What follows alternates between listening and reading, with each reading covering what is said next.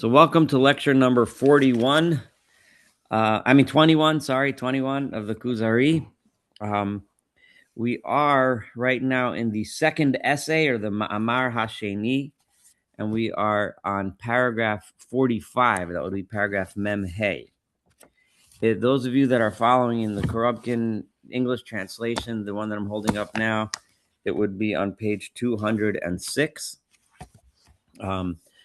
Like my usual practice, I'm reading from the Hebrew, the modern Hebrew translation of Michael Schwartz.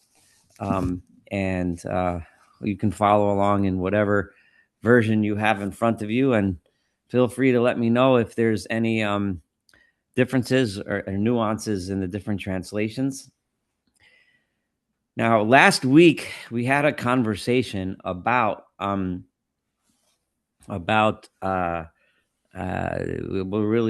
of the most famous and most talked about subjects in Christian/Jewish polemics, and that was the topic of Isaiah 53.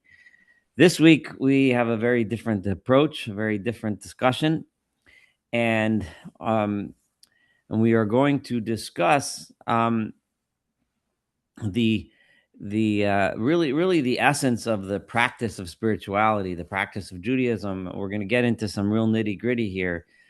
And you're going to see this week a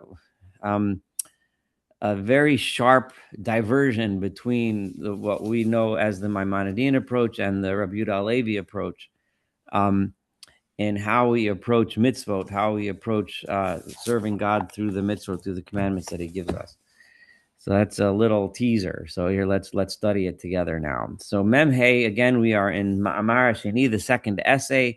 Paragraph 45, Mem Hey, Omar Kuzari, the Chaver king, He'arta v'hishvesa ve'tavta laha'ir lahashvos. You made a very good comparison, and you made a very good point, and I was impressed by your point over when he discussed the special place of the Jewish people and how the Jewish people suffer because of the world's sins, etc. We had the whole discussion last week. Ulam, however, if you guys are so special and you guys are so great, one would imagine shenira mi beinechem, that one would see among you mitnazrim, more people who are ascetics, more monks, more people involved in all of these holy spiritual things, uprushim, and separated themselves from society. Rabim Yosem Yasher maybe we'd expect to see a higher percentage of holy, ascetic, people living on the mountaintops in the monasteries or whatever. We'd expect to see more by you than we would see from all the other nations. And the assumption, on the question, is that we don't. We might see some, but certainly no more than other nations, and there probably are other religions that have more people that seem to be spiritual and holy. Now, what we're going to notice as these paragraphs go by, that the next few paragraphs, that the Chaver king kind of lumps together the practice of mitzvot, in other words, the spiritual practices that we engage in, whether it's put on tefillin or light a menorah or eat matzah on Pesach, or all of these practices, and the idea of asceticism, of separating ourselves from society, fasting, living a lifestyle of poverty, living a lifestyle, these kinds of practices are all lumped together in spiritual, holy kinds of things that people would do. And we'd expect to see all kinds of people like that among you Jews. If you're so special and you have this special spiritual power, that God has a special relationship with you, all these wonderful things you were talking about last week. So why don't we see that? So Omar Chaver. So the Chaver, the rabbi, answers him, Kashali, I'm perplexed. Because you forgot I told you some points already. We discussed this, right? And you already agreed. You already understood them. Ha'im lo hiskamnu, did we not agree? She'ein lehitkarev el Elohim ela b'ma'asim she'Elohim tzivu aleim. The way to God is not the way that you and I as human beings imagine that our spiritual paths should be. we sit down and close our eyes and think, what's spiritual? You think of a guy sitting on the floor, with incense burning and humming a tune and meditating himself up to, we imagine this is what, and he's fasting and he takes an oath of poverty, or whatever you imagine the proper path of spirituality should be. And then you see somebody practicing that way and you say, ooh, that's a spiritual guy, right? Not to take away from some of these people may be spiritual, but the point is that's what we imagine. But that's not what we want. The way, the path to God is not what you and I imagine spirituality to be, right? But the way is the b'ma'asim shalakim tziva aleim, following the instructions that God gave us, doing the things that God told us to do, right? Do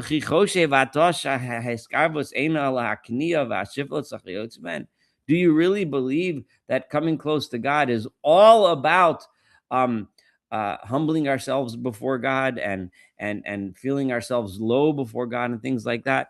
Remember, the Kuzari, the Chaver, the rabbi, is not denigrating those ideas of humbling ourselves before God. He's just saying that you think that's all it is, right? And therefore we should take upon practices that make sense to us, that make us feel humble in that way. No, it's following the Torah, following the instructions the Torah gave us. So Amar Kuzari, I'm in paragraph 47 now. Achein Yached im hatzedek kach ani choshev. Yes, I do think that that's what the path towards God is. I do think that the right way to God is to practice these kinds of what seem to us to be spiritual practices. And not only that, but I see it in your books, your holy books. Karasi b'sifreichem. I've seen it in your books. That's Akasuf. It says, Ma Hashem Elokecha shoel meimach. What is it that God asks from you? Ki im li yirat Hashem Elokecha, to have awe before God. That's all God wants, right? And then it says, Uma Hashem doreish mimecha. What is it that God desires from you? V'chiyem asos mishpat, to do justice, v'avas chesed, and to love kindness, v'atznei alechas imelecha, and to walk humbly before God. V'rabim kayotze be'elo. And there are many times in the words, especially in the prophets, that emphasize that's the bottom line, that's what God really wants. So if that's what God really wants, then yeah, that's exactly what you're supposed to do. And he imagines, the Chazar king imagines that the way to achieve this walking humbly before God is to practice the way these spiritual people practiced. So Memchas 48. So Amar HaChaver, and this is going to lay down an approach to Judaism, which is one that is extremely prevalent in Judaism today, and in fact probably dominates the thinking, at least in Orthodox circles, of most streams of Judaism, other than the Maimonidean streams. And he's going to lay down certain rules here that are very, very important and interesting, and you'll decide whether you like them or not. Okay, so Amar HaChaver, says the rabbi, as follows. All of those things that you're talking about, they're true, they're important. Those are the things that make sense to us. They are the rules that are logical and sensible, things that human beings understand and realize. Seeking justice, righteousness, asos mishpat, avas chesed, loving kindness, walking humbly before God. These are the things that we all understand and we recognize and we realize that these are appropriate practices for us to live by and live in that way. And they're necessary for human beings to get along with each other. If we don't love kindness, we're going to be angry with each other and fight all the time, right? If we're not humble, we'll be arrogant and we'll be constantly being selfish and taking advantage of other people and so on and so forth. So those kinds of practices are necessary for human society to function. Afilu tzibur shall show to them. Even if you get a bunch of pirates, so you have a bunch of pirates. The pirates have a code. I don't know if this is true or not, but in the pirate movies, it's true.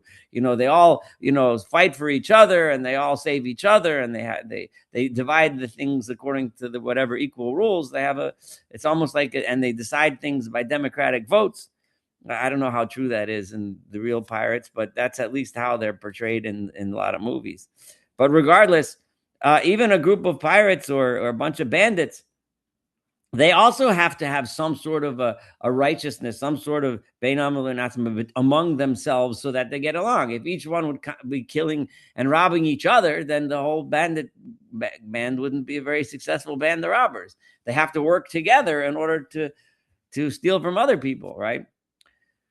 So it would never last. Kasher higia Miriam shel Yisrael. So when the Jewish people started to rebel, ad kedeshe kelu b'mitzvos asichlios, to the point where they did not treat each other properly. They acted in ways where they didn't respect each other. They took things, they used their power to take advantage of other people. When Jewish society sunk to that level, and they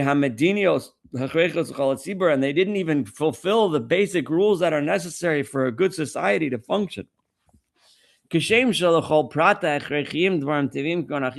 same way that for a body to live, you have to eat, we have to drink. For a society to function, people have to respect each other. People have to get along with each other. People have to help each other, right? But just like a body needs food and drink and rest and exercise and sleep and being awake. You can't sleep all day, etc. But instead, they decided and went ahead.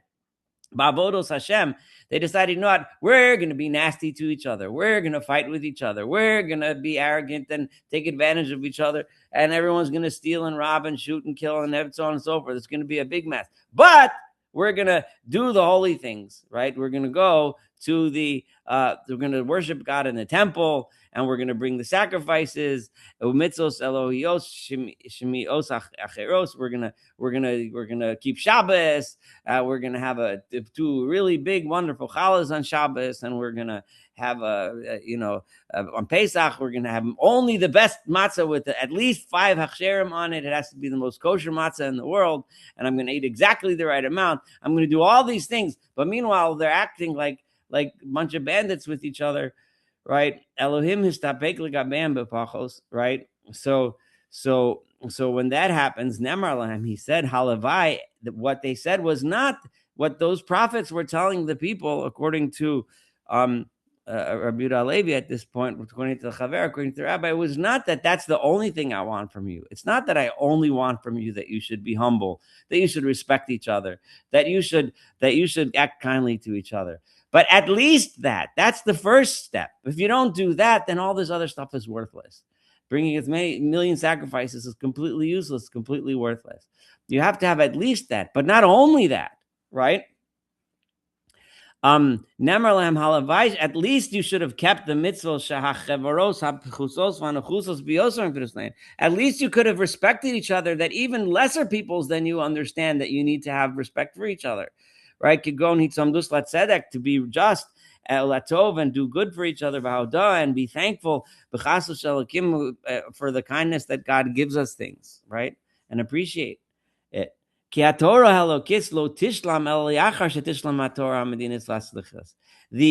heavenly Torah that we've been talking about, this lofty Torah that the Jewish people are so privileged to have, and this special spiritual quality that we are so lucky to have, and have this special relationship with God, only starts after we've achieved the things that every human being, every basic society needs to function, right? Uvatorah sichlis.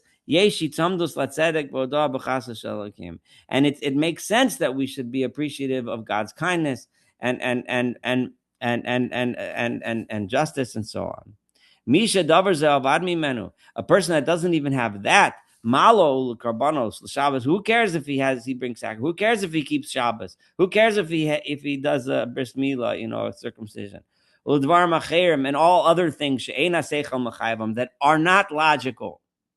Those of us that learn Maimonides together we should have antennas going up right now, right? You should be going zing, zing, right? But this is the Yehuda Levi here, right? Those things that logic does not obligate them. They have no logical reasons. There is nothing. V'lo sholalam, right? Mitzvos elan isyachdu b'hem Yisrael b'nosaf l'sichlios. Those mitzvos, the Jewish people are united together by these other commandments, in addition to the things that we're supposed to do because they make sense. right? And it's because we've already achieved the basic levels of kindness to each other and humility and so on, and justice, etc., that we should therefore now have the special privilege of having this special quality, this godly quality. And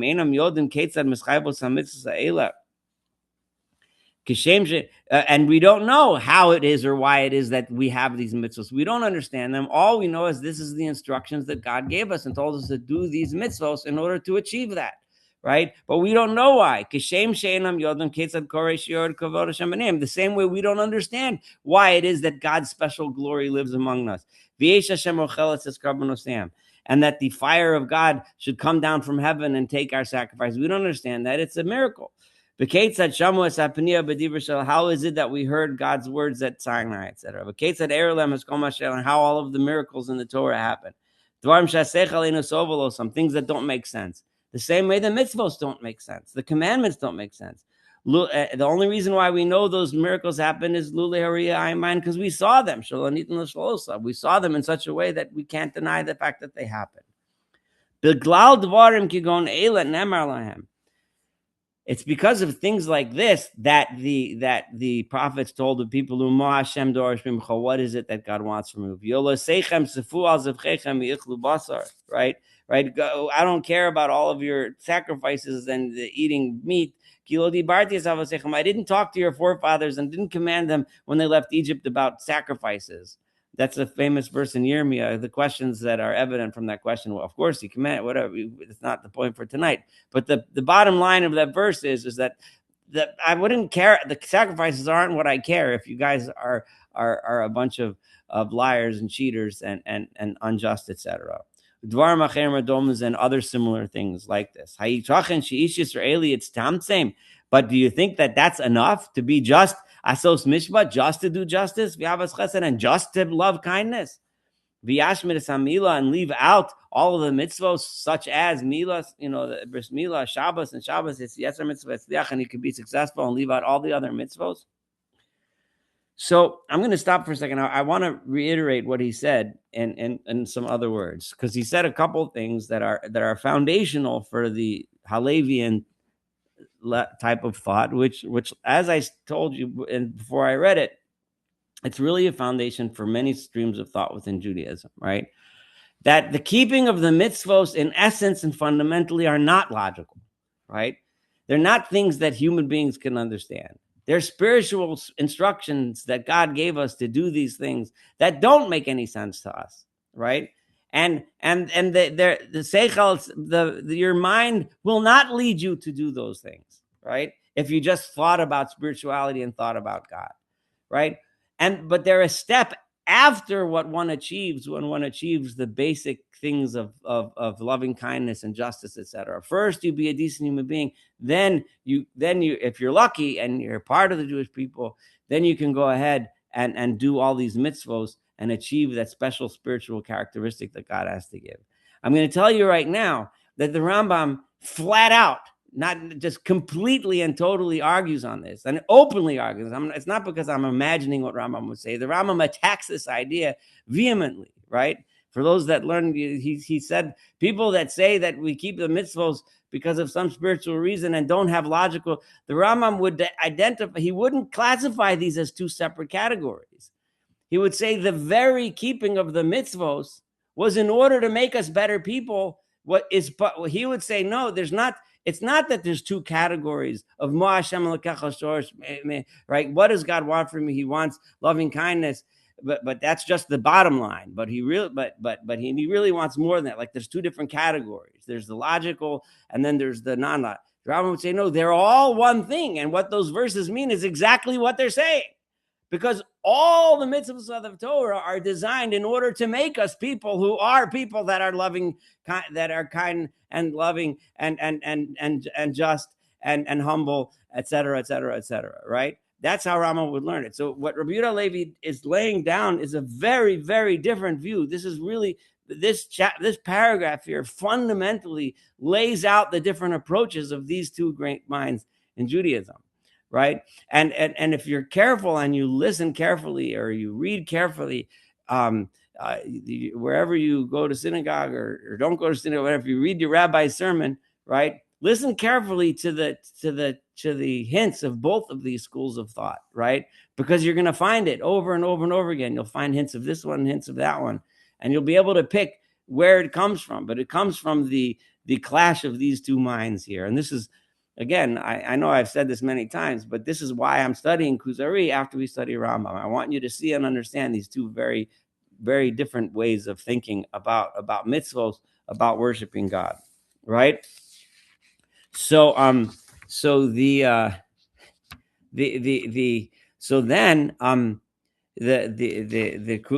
king, and I'm going to read 49, and then I'll open the floor for some discussion before we go to 50. So 49, it's turning the page in the Korobkin version. It is on page 209, right?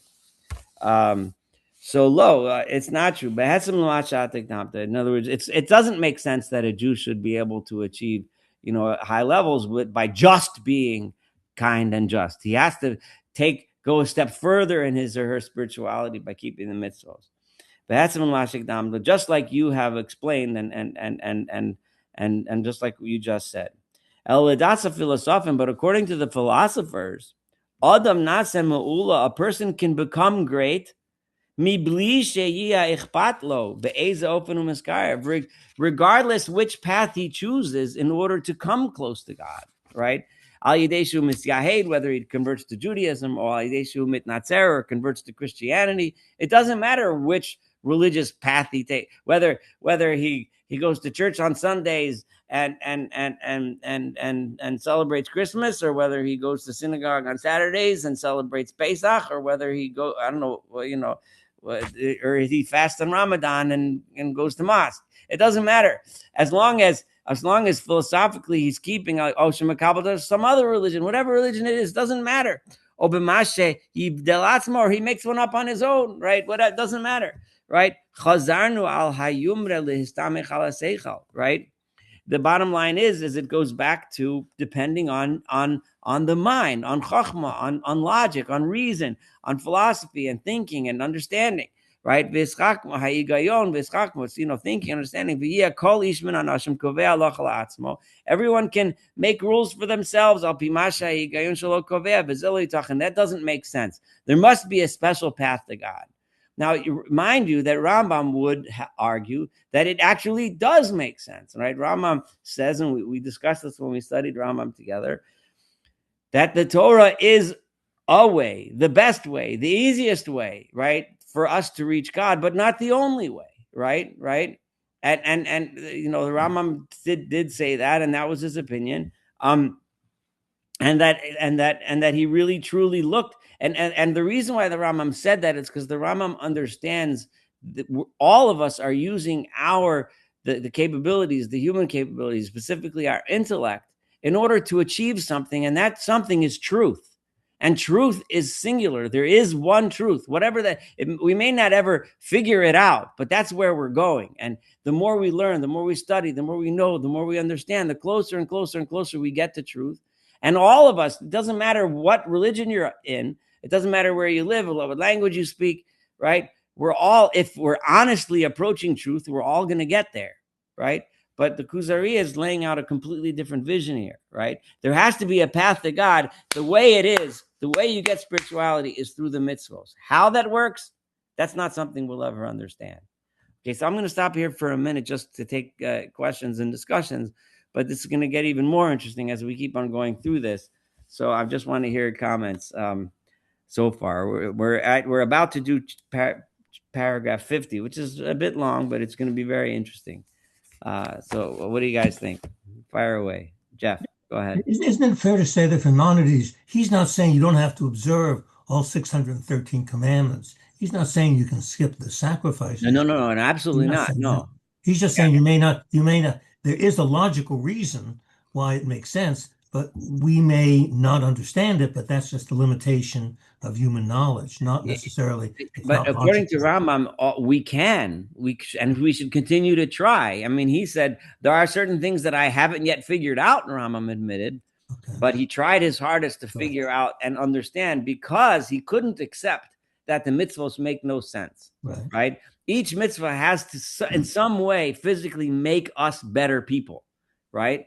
Or I oversimplified a little bit, but the mitzvahs have to have a logical reason that makes sense, that makes us better, brings us closer to God. He couldn't accept, the Rambam refused to accept that the mitzvahs had no reason other than some spiritual reason, which is the opposite of what Rabbi Yehuda Levi just said. Any other comments, questions, observations? If not, we'll move on. All right. Let's go on to paragraph 50 then. So Amar HaChaver. So the Chaver, the rabbi, is now going to drive a little bit deeper down into this subject. And remember, he said before that just using our own minds, and there's a flaw in using our own minds in order to achieve, right? The Rambam, to take the Maimonidean approach, one could look at it the following way. One can criticize the Maimonidean approach and say, well, that's a little bit haughty. You think as a human being you can figure it out? You think as a human being you can figure out what God wants? You think with your intellect you can get it? Right? No way. Humans are not capable. I mean, we can understand a lot of stuff maybe, but we're never going to really understand, right? Right? And we're going to make mistakes, and we're not going to know how to get there, right? Which is why we need to listen to God's instructions, right? Because we can't figure it out on our own. Right? And HaTorah Elokis, the Torah of God, the spiritual Torah of God, right? It doesn't tell us that we're supposed to separate ourselves from this world. It doesn't tell us to be ascetics. It doesn't tell us to go live on a mountaintop and eat a turnip every Monday and Tuesday, and that's it. It doesn't tell us to do that, right? What the Torah wants us to do is to listen and appropriately use each and every one of the strengths that we have, our soul strengths and our body strength, as chalko b'tzedek to do it properly without overly indulging in one path versus another, right?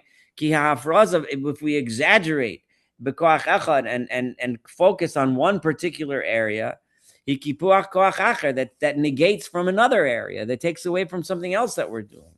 For example, a person who by nature leans towards desires, to following after his desires, that takes away from his ability to think logically about things. He does things because he wants to. I want that thing, he goes and gets it, but he doesn't, or tries to get it, but he doesn't think. He's losing his. So we go extensively in one direction, we take away from another thing.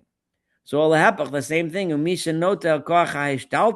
You can have a person who is very much in control of of his desires, a person who's able to abstain from things, that takes away from his ability to do other things and achieve and accomplish other things if he's not involved in other parts of life that might require being involved in this world and not just staying away, right? So somebody who fasts for a long time, that's not serving God. If a person is weak and a person is unhealthy and he's going to fast, right? Right. For him, he's going to fast. He's going to weaken himself. He's going to torture himself. He's going to hurt himself. And how is he going to worship God? Right? It's the opposite. For him, some level of comfort, a good meal, right? He kantrufa negdis is for him. That's healing. That's good. That's important for him. So it's a way that he can approach, being careful in his worship of God. Gam lahamid b'mamon. Sometimes deciding that I don't need money, I want to withdraw from this. I'm not going to work. I don't need a house. I can live in a tent. I don't need a tent. I can sleep on the street corner on the park bench. Right? A person can do that and think, obviously we're not talking about a person who unfortunately lands there unintentionally, but a person who decides to not make money, not work, so that he can live in poverty and be holy. But that's not worshiping God. Right?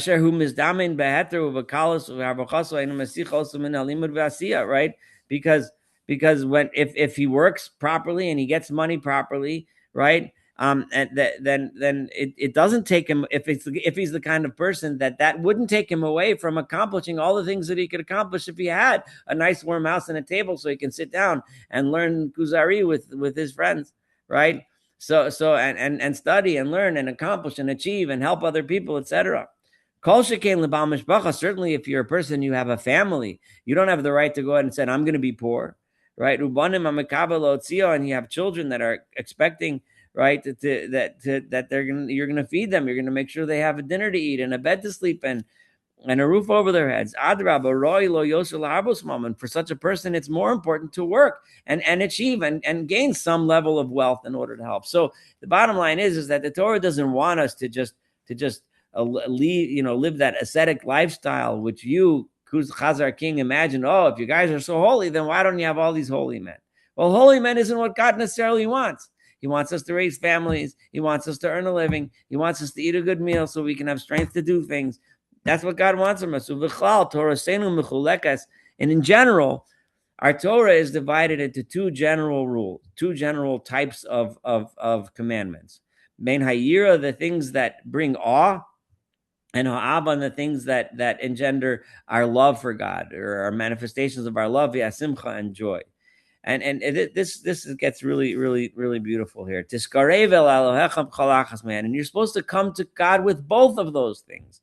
During those times when there is a fast, you're humbling yourself before God. That's not any more holy, right, than the happiness you have at your Shabbos table when you're eating a nice meal and you're sitting with friends, right, and or at holiday, right? This is like the holiness you feel in the Elul and Yom Kippur after fasting a whole day and standing and praying and everything is not holier than the holiness that you feel when you're sitting at your table on Shabbos, enjoying a good meal and enjoying good food and talking to your friends and so on. Because at that point, your happiness is coming with intent, right? Just like when you're praying before God and you're begging, you need to have intent. You need to know what you're saying. You need to understand why you're saying it. It has to be meaningful. The same thing when we have joy b'mitzvah, when we fulfill God's commandments. B'torah, and his Torah, you have to know and understand what you're doing. Of course, if you're sitting down at your Shabbos table and you're drinking and you're talking about the latest whatever nonsense, and then you start talking profanities and this and that, and you get into fight. Well, that's not with intent. That's not good happiness, right? However, but if you do it properly, that when you're happy with fulfilling the Torah out of love for He who gave us these laws, and you see how lucky you are, how fortunate you are that God gave you this special opportunity to keep Shabbos, where He didn't give that opportunity to others. It's almost like you're God's personal guest. Mizuman el shulchano v'chasadav. You were invited to God's table, right? You were invited to partake in God's kindness. V'toda alzos belibcha v'gali, and in your heart and in public and in the open, you give thanks and you are thankful for that. V'migia alituzcha, and if your joy reaches a point, akadesha tizamer, that you want to sing, v'tirkod, and you want to dance, mitoch simchascha b'Torah davka, because you're happy about the Torah. Azai osa zimra v'osa rikud. That singing, that dancing, hey mavodas Hashem, that is service of God.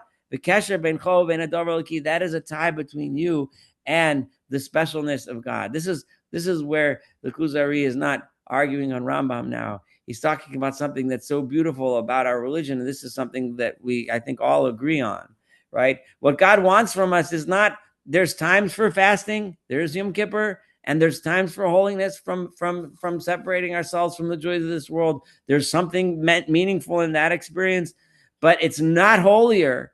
The guy that's sitting on the floor meditating is not holier than the guy who's sitting with his friends and his family, enjoying a good meal, singing and dancing, because he enjoys his special fortune and thankfulness to God for the money to buy food to eat, the friends to sit with, the family to sit with, and so on, right? However, the Torah didn't give us these things, this whole thing without rules. The Torah gave us rules. This is kind of leading to where when I gave a little intro to this paragraph, I was referring to this.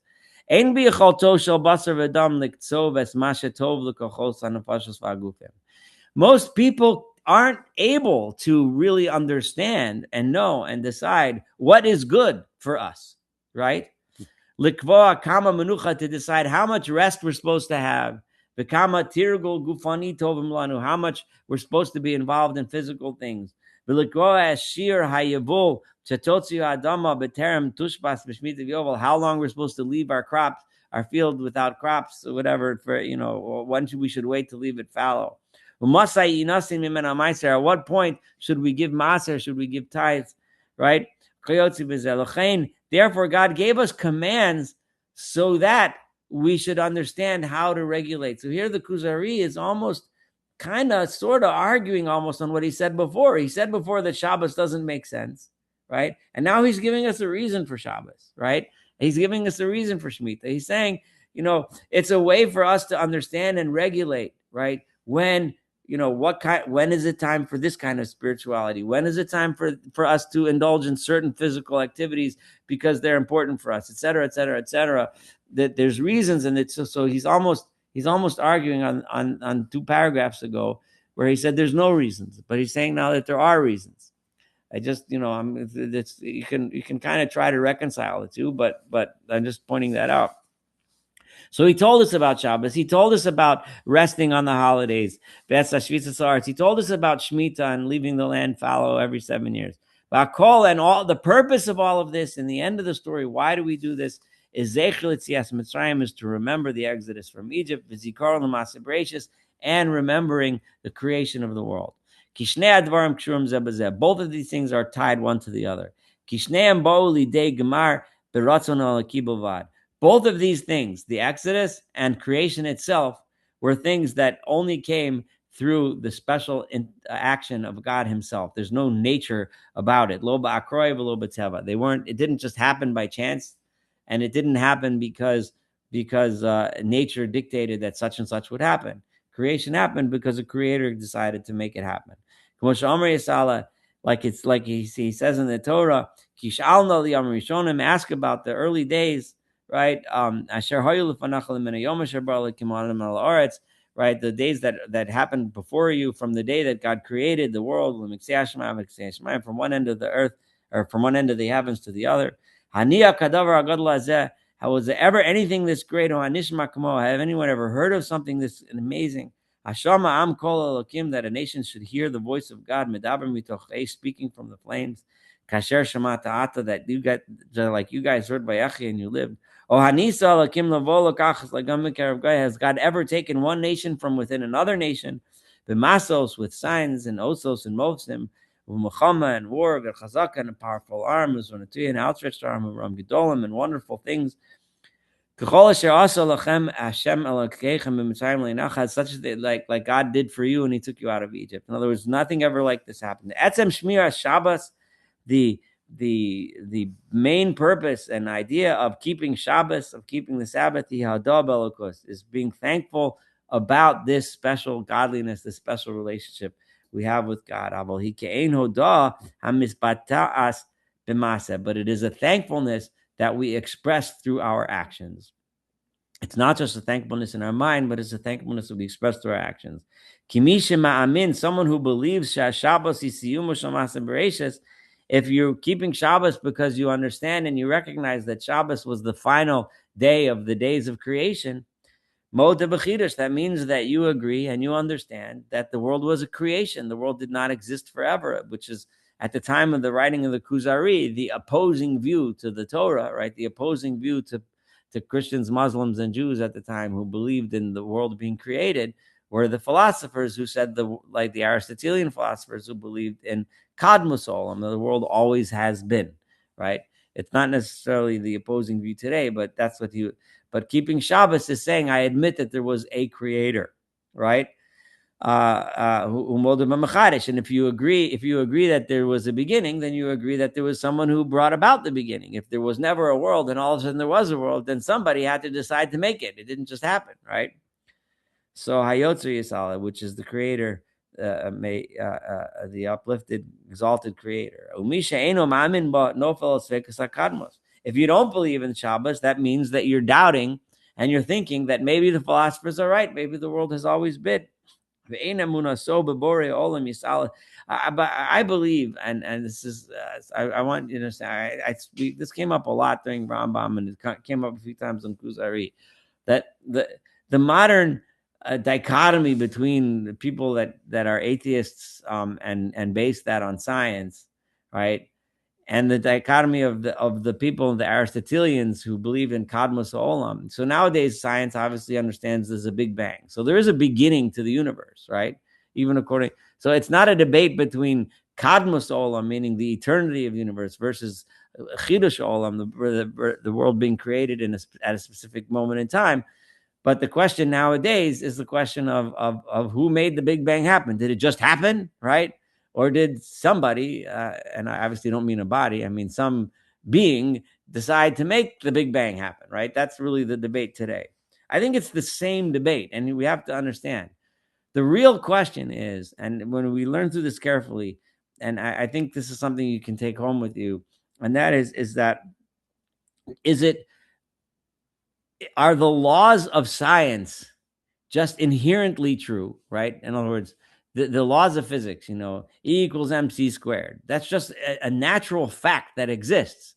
And because of that, plus all the other laws of science, and if they ever find the grand unified theory, which it doesn't look likely that they ever will, but who knows, maybe someone will find a formula that explains it all. A plus B equals C, D, F, G, whatever it is, right?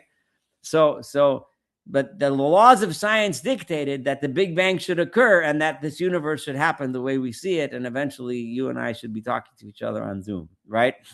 So, or the laws of nature exist, right? Because there's everything's the same. E still equals MC squared, right? A plus B still equals C, D, E, F, G, right? But that moment of creation, the Big Bang happened, right? I'm calling it that. Maybe in 10 years, there'll be another theory. It doesn't really matter, right? Whatever the idea is, did it happen because there was a creator who decided to make it happen? That's really, and it's the same debate. So here he's saying that by keeping Shabbos, we're saying we believe that, yes, there are laws of nature, but there was a creator who decided to make those laws, right? Right?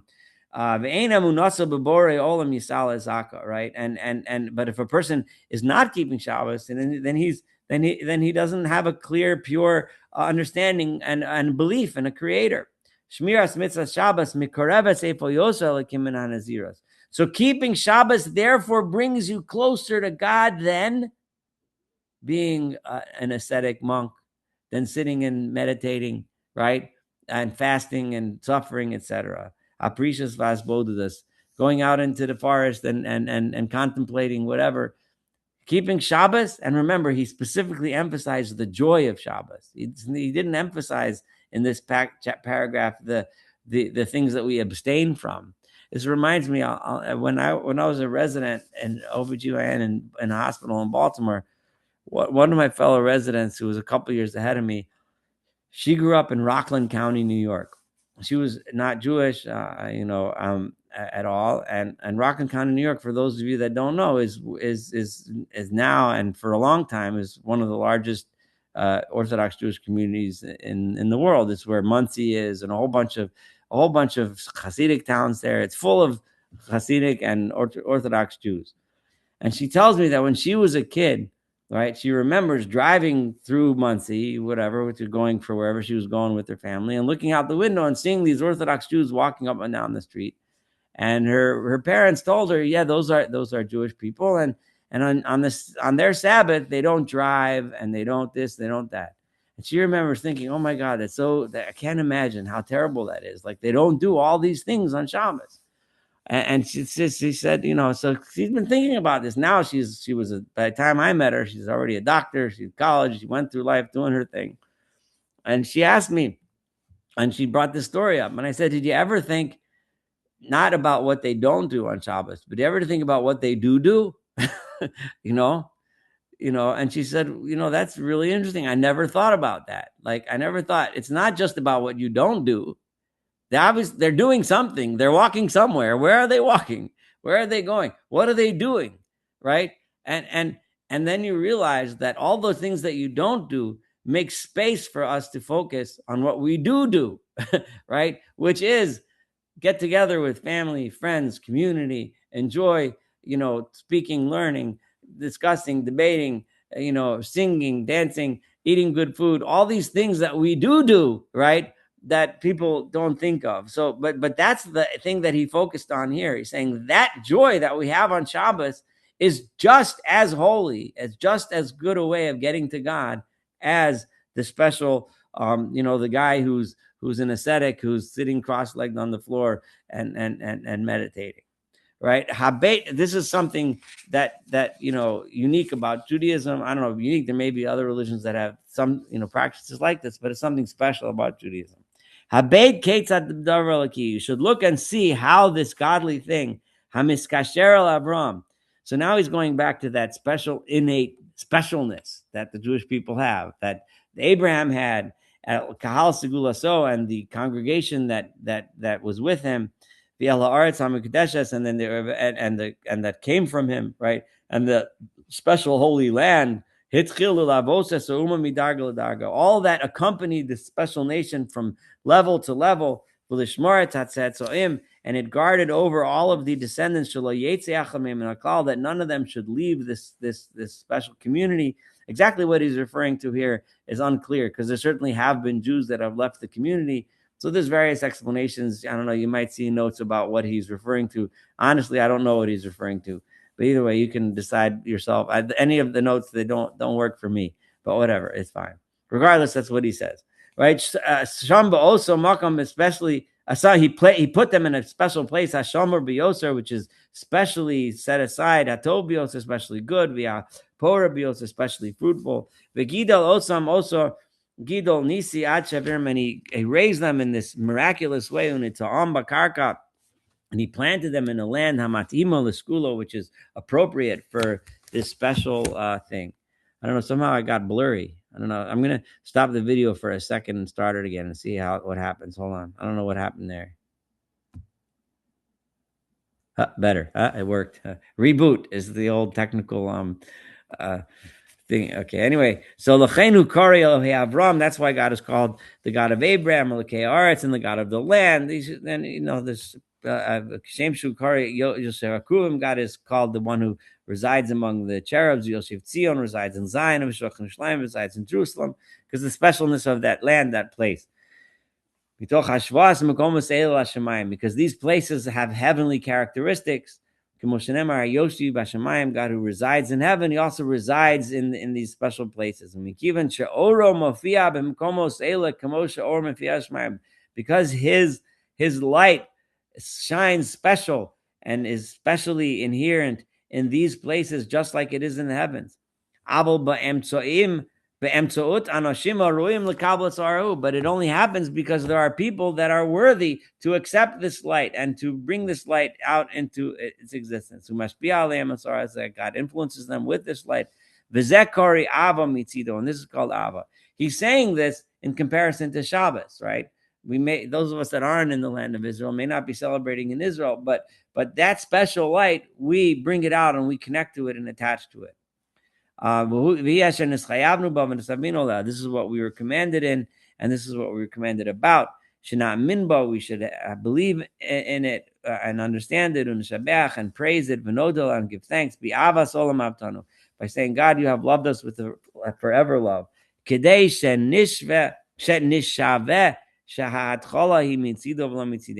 Because we need to understand and we need to recognize that all of this started because God decided it should be that way, not because we made it happen. The same way we say when we look at the world and we see God created animals, right? For example, the animals didn't just happen on their own. They were created. They came about. How did they come about? God noticed that this particular physical stuff should have this particular form, right? He's using Aristotelian physics right now, right? The Tzura and Chomer. We talked about this a couple of times in Rambam. The idea that everything has this physicality to the table in front of me, and then there's like some kind of, it's almost, then it wasn't considered a spiritual being. It was the explanation of physics, but there's a form that makes it not just a piece of wood, but a table, right? So a human being or an animal, let's say, a cat is a bunch of, fur and flesh and bones. But then that's chomer, and tzura is it has the tzura of a cat that makes it into a cat that walks around and meows and scratches the furniture, right? So Cain haya hu yisala zeshamir v'yischalot. In a similar way, God is the one who took us out of Egypt. That we should be his army. He should be our king. Right? I'm not translating all these verses. Whatever version you're looking at, you can see Israel, from whom I get glory. Now, that verse is going to kick us off into the next topic, which we're obviously going to have to do next week. So I'm going to probably have to read that last line again next week. But regardless, that concludes chapter 50, and we have a couple minutes to talk. So I'm going to open the floor. Well, there's got to be somebody that say something. If there isn't, that's fine. I'll talk. I mean, this is we started. It's interesting because we started in the place where the Maimonideans among us, got a little nervous, like me, when he said the mitzvot are things that don't make sense. But then we ended with something that's just such powerful, beautiful writing about the beauty of our religion and coming close to God through joy and happiness and why we don't believe in torturing ourselves, making ourselves suffer. The whole concept of somebody walking around with a rope around them, like a monk does, that symbolizes getting whipped and things like all these kinds of things have no place in our religion. They're just not part of what our religion does. It's not, and it doesn't mean anything spiritual to us. Just because you do that doesn't make you holy, right? No holier than the person who sits down with his family and enjoys a nice Shabbos meal and sings songs, right? Is just as holy, just as spiritual. So it's really nice. Anyway, go ahead, Jack, fire away. So I think some people have a misconception about Eastern religions and this business about, they're doing these things to make their life miserable and basically just to be pious and spiritual.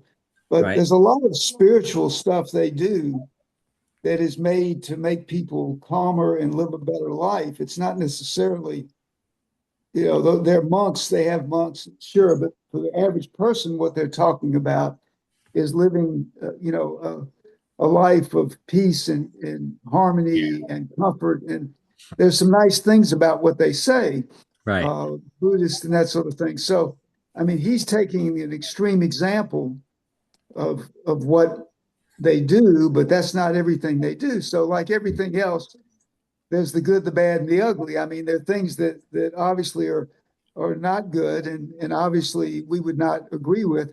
But there's some things you might agree with in terms of where their final result, in terms of the way people live a better life. I mean, I think obviously Torah is the best approach to getting to the point where you lead a better life, but it doesn't mean that those other things don't approach something that will help people.